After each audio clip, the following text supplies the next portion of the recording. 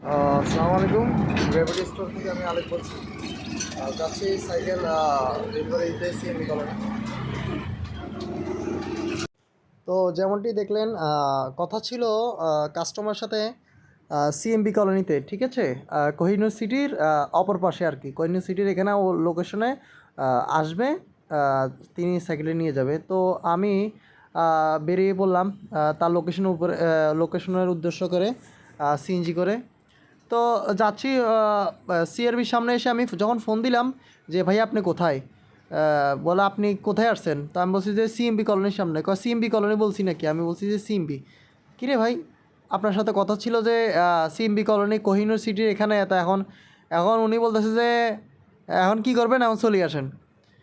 তো এভাবে প্রতারণা করলো। তারপরে এই গাড়ি ভাড়া 150 টাকার গাড়ি ভাড়া 400 টাকা দিলাম, দিয়ে তারপরে সেই কোথায় কালুরঘাট সিএমবি কলোনিতে যাই। তারপরে কাঙ্ক্ষিত কাস্টমাররা পাইলাম।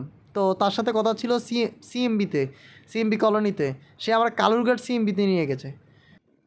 প্রতিবার কি আমরা কাস্টমারদের থেকে প্রতারণার শিকার হয়ে যাব? বারবার শুধু স্ক্যামের শিকারই হব আমরা?